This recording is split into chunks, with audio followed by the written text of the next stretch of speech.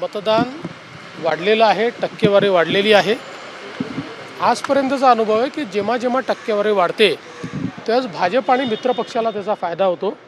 त्यामुळे आम्हाला अपेक्षा आहे की त्याचा निश्चितपणे फायदा आम्हाला मिळेल आणि महाराष्ट्रात आमचं सरकार तयार होईल अशी मला अपेक्षा आहे. सर, अजून आकडे आले नाही तरी असं दिसतं की महिलांची टक्केवारी जास्त वाढण्याची शक्यता आहे. असं प्राथमिकदृष्ट्या दिसतंय, कारण आम्ही पण आता बूथचे जे सर्टिफिकेट्स गोळा केलेले आहेत तर मी जवळपास 25-30 मतदारसंघांमध्ये फोनवर बोललो तर त्यांचे प्राथमिक फीडबॅक आहे की महिलांची टक्केवारी वाढली आहे. अपक्षांशी संपर्क साधला जात आहे असं करताय भाजपकडून, काही अपक्षांना सोबत घेतात? आम्ही अजून तरी कोणाशी संपर्क साधला नाही.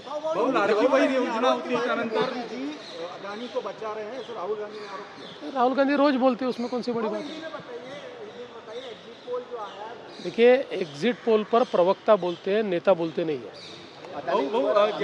लाडकी बहीण योजना जी आहे त्याच्यामुळे हे टक्केवारी वाढत आहे असं वाटतंय का? आपला राजकीय अनुभवातून नाही, शक्यता आहे की लाडकी बहीण योजनेमुळे महिलांची टक्केवारी वाढली असण्याची शक्यता नाकारता येईल. मुख्यमंत्री पदावर पण चर्चा सुरू झाल्या. कुठली चर्चा नाही.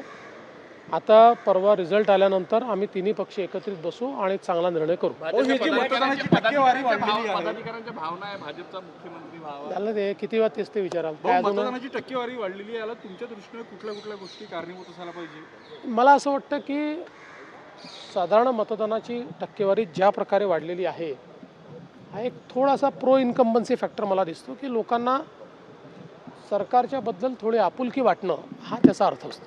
चला, धन्यवाद. तर आपण बघितलं देवेंद्र फडणवीस हे माध्यमांसोबत संवाद साधत होते. महाराष्ट्रात मतांची टक्केवारी वाढली असल्याचं देखील त्यांनी म्हटलं आणि या वाढलेल्या टक्केवारीचा फायदा भाजपला होणार हा विश्वासही त्यांनी व्यक्त केला.